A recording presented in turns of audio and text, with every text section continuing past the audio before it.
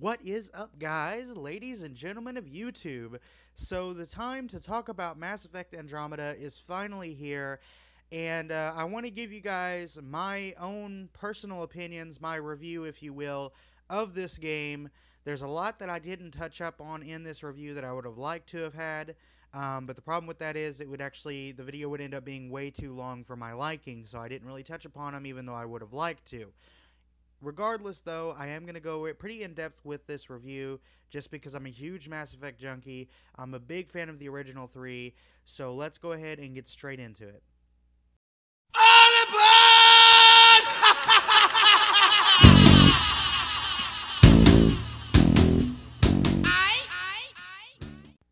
Okay, so first, let's talk about the new ship that you will get in the game, the Tempest.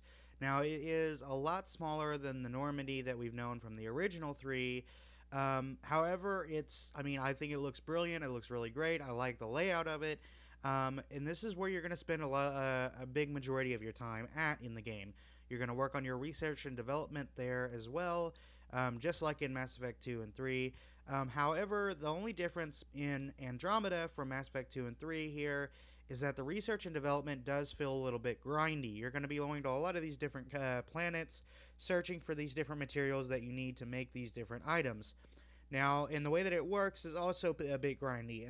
You're going to have to actually research each individual item before you can develop it, so which means that you have to research the blueprint, and then once you research the blueprint, you have to go to development to actually develop that item before it will actually go into your inventory. So it is a little bit grindy and it is a little complicated. There's a lot of different materials and ingredients that you're going to have to know about. Also on the ship you can use VidCom, which gathers all of your crew together for different speeches, meetings, things like that. You can also call different leaders on the Nexus, different things like that as well. And one thing I do particularly like about what BioWare has done with the Tempest that wasn't on the original Normandy, or the original ship, I should say, is that the ship does certainly feel a lot more lifelike. It feels a lot more alive. Your crew members are actually going to be roaming around talking to each other while they're on the ship, which is really nice. I like that addition.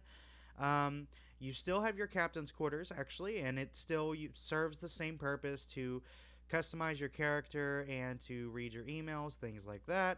So overall, I like the ship design. I like the look of it. The only issue I'm having with it is really just a personal issue of mine. I'm having a trouble actually moving on, from the Normandy, because I really, really like the Normandy.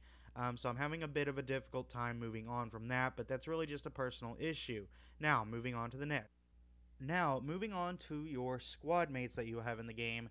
You're not going to have that many, as you can see on your screen right now. That's all the squad mates you get, so that is a bit of a disappointment for me because I would have liked to have had more. Regardless, though, each of these squad mates is really unique. They each have their own personalities, their own backstories, things like that, and for the most part, I feel like the voice acting was done fairly well.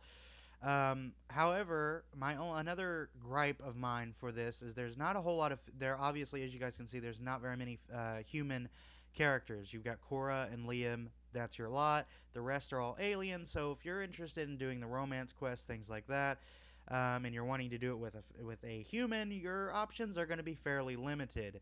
That was a bit of a gripe for me because I know some people are into the whole alien-human romance kind of things. I'm not one of those people. I prefer to stick with human. Most I've ever done is Asari, but that is a bit of a gripe for me. I wish there were more options. However, I'm pretty sure BioWare will probably be implementing DLC, which will introduce new human characters, simply because BioWare has always done that in the past. So anyway, overall, voice acting for each of the characters was really decent. I feel like they did their jobs well enough. The AI for your squad mates can be a little bit clunky at times, but overall, it can be a little iffy. But overall, it's not really that big of an issue for me. Apart from that, I really have no more gripes for your squad mates. Now, let's talk about the user interface, which is, I guess it depends on who's playing. Me, personally, it didn't bother me, but other people it may. Now, your user interface is going to be a little clunky. You're going to be sorting through a lot of different files for a lot of different things. And your journal in particular, which gives you all your quests and things like that, can be a bit of a mess. However, this is a free roam RPG, so you kind of expect it to be pretty complicated, pretty complex, have a lot of different menus. So for me, that's not an issue. Okay, guys, now moving on to the galaxy map. So when you first start the game, the most of your time is going to be spent at the Nexus, which plays the role as your sort of hub in the game, much like the Citadel in the first three Mass Effect games.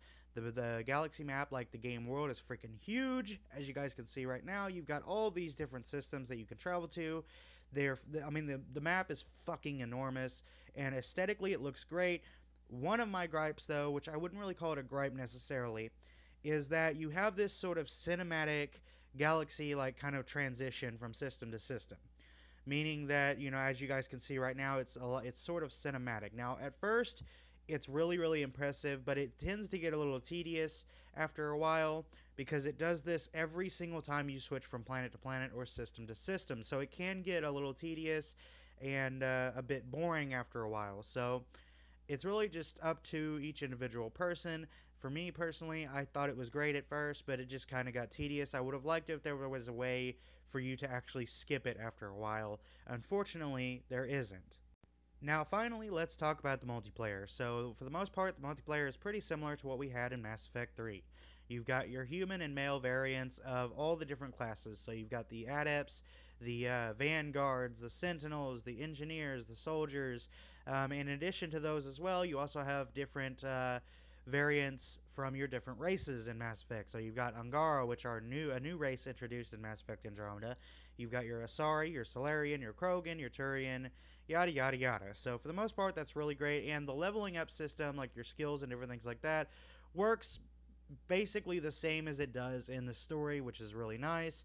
My only gripe with the multiplayer is that they do not use dedicated servers. They use peer-to-peer matchmaking, which can be an issue, which means that, because it basically means that a lot of the games you're going to be playing are going to be spent either by yourself or with one or two other people, rather than a full squad of 4.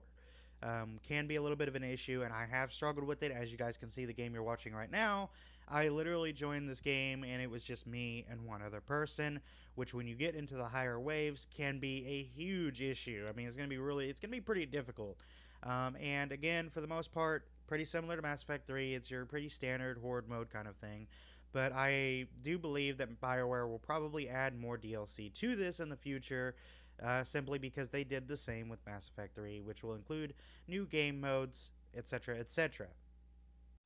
Okay, so now is the time for me to give you guys my final thoughts and opinions on Mass Effect Andromeda, the game that I have been looking forward to for a long time. I've been highly, highly anticipating it, as a big fan of the original 3 Mass Effects, and overall, I'm pretty happy with Mass Effect Andromeda. I really am. I don't have too awful many complaints with it, aside from the obvious stuff that everyone has already mentioned.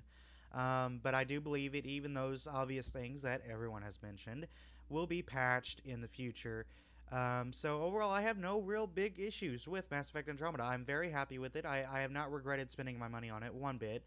I've been enjoying every minute. I've been enjoying every minute of it so far. I love the combat, how it's much more fast and fluid. I love the combat. It's a lot more shooter-like, especially in comparison to things like Mass Effect 1. Very happy with it. The story is really great. I like the customization, even though the customization is a little bit bare bones, but I do believe, again, that will be improved upon with time. So, yeah, if you have not bought Mass Effect Andromeda, and if you're a big fan of Mass Effect in general, I would recommend going and buying Mass Effect Andromeda. However, I would probably wait until a little bit of time has passed for them to include multiple different patches, things like that, because there are still a few bugs here and there. The customization is a little bit bare bones, and the facial animation is kind of funky, to say the least. But if you can overlook all of those issues, go buy it now. If you can't, then I would just wait until they include a few patches and things like that to fix a few of these issues. So, anyway, Mass Effect Andromeda, really enjoyed it. I'm still enjoying it, and I plan to continue enjoying it in the future until we see another installment in this fucking wonderful universe. So anyway, I hope you guys enjoyed this review. If you agreed with me, let me know in the comments below. Let me know by liking this video. Let me know what your thoughts on this game are in the comments, and I will see you guys on the next episode. Until then, take care.